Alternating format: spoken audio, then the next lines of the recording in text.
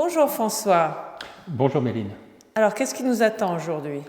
Aujourd'hui, nous allons commencer les vidéos du stage proprement dit, où on va traiter niveau par niveau les 6 niveaux que nous avons déterminés dans la méthodologie que nous appliquons dans ce cursus Air Profil pour les utilités et aujourd'hui pour l'air comprimé. On va travailler aujourd'hui sur le stage qui est consacré au rondier, qui est le premier niveau sur les 6 niveaux, un peu le plus élémentaire, mais pas le moins intéressant. Ça concerne l'air comprimé. C'est le stage qu'on va appeler 001. Il va comporter une douzaine de parties, une douzaine de vidéos probablement. Vidéo A, vidéo AB jusqu'à, je crois, la L, je crois quelque chose comme ça. Et l'ensemble de ce stage-là concernera le composant compresseur d'air.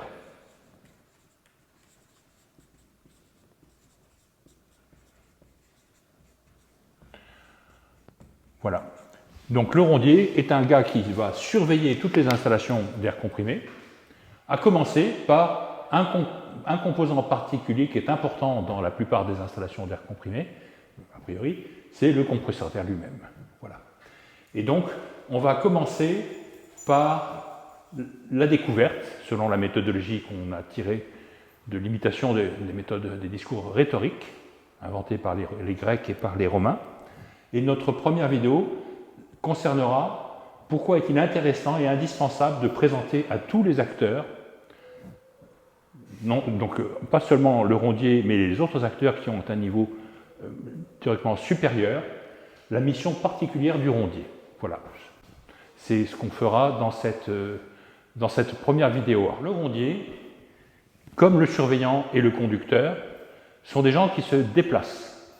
Et ce qui est intéressant, c'est que ça va concerner, quand on va examiner le travail, la mission particulière du rondier, ça va concerner tous les lieux. Tous les lieux constitutifs d'une installation d'air comprimé, je le mets en abrégé. Tous les lieux vont être concernés. Et donc, en suivant le parcours du rondier, on va parcourir complètement notre installation, ou presque complètement. Il y a certaines usines où le rondier va vraiment partout, d'autres usines où il ne peut pas, s'il fait une ronde pour une utilité, rentrer dans certaines parties du process. Voilà. Mais il y aura la production d'air comprimé, on parle de centrale, le réseau de distribution, le raccordement des ateliers et des usages dans les ateliers. Voilà. Donc ça, c'est le premier point. Autant traiter cette question-là à ce stade, puisque ça va concerner aussi le surveillant, qui lui est un spécialiste de l'air comprimé, contrairement au rondier, même s'ils font un peu le même travail. Ça va concerner le conducteur, et par contre d'autres acteurs comme le planificateur, celui qui s'occupe de la maintenance préventive, lui connaît les sites, mais est moins directement concerné. Il peut très bien rester dans son bureau. Le concepteur d'installation ne peut pas aller dans tous les lieux parce qu'il s'agit souvent d'installations qui n'existent pas encore. Et enfin, l'auditeur, le dernier niveau, est un gars qui, comment dirais-je, quelquefois va faire un audit d'une partie particulière de l'installation et ne sera pas concerné partout. Le deuxième point, c'est que c'est l'occasion pour nous de présenter tous les événements indésirables. Là aussi, je mets une abréviation, EI, pour événements indésirables. Pourquoi il faut que le rondier connaisse les événements indésirables, autant que possible tous les événements indésirables susceptibles de survenir dans l'exploitation d'une centrale d'air comprimé? C'est simplement parce qu'on lui demande d'observer les installations et de définir, sur la base de ces observations, il va regarder des capteurs, des valeurs mesurées par des capteurs de pression, de température, d'hygrométrie, et il va, de cette manière-là, pouvoir dire « oui, il y a un événement indésirable qui est en train de se produire », et là, décider, selon les procédures de l'usine, s'il déclenche une intervention la nuit ou le dimanche, parce que le rondier peut intervenir quand l'usine est à l'arrêt, ou s'il pense que l'intervention d'un technicien d'astreinte n'est pas indispensable, et dans ce cas-là, il ne déclenche pas l'intervention de l'astreinte.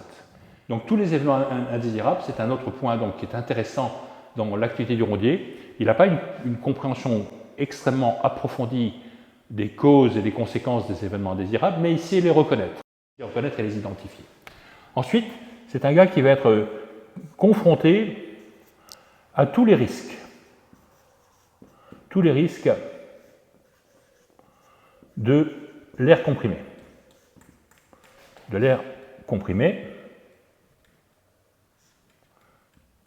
Donc c'est assez intéressant de noter que par exemple, il va être confronté directement au risque bruit. Même s'il n'en a qu'une connaissance assez superficielle, un rondier qui a quelques années d'expérience sur un site ou sur plusieurs sites finit par acquérir un savoir-faire qui est très précieux, une expérience qui est très précieuse. Voilà ce que je peux dire pour la première partie. Pourquoi présenter à tous la mission du rondier? C'est parce que tous ces éléments-là doivent être connus de tous les autres acteurs de l'exploitation de la vie d'une installation d'air comprimé.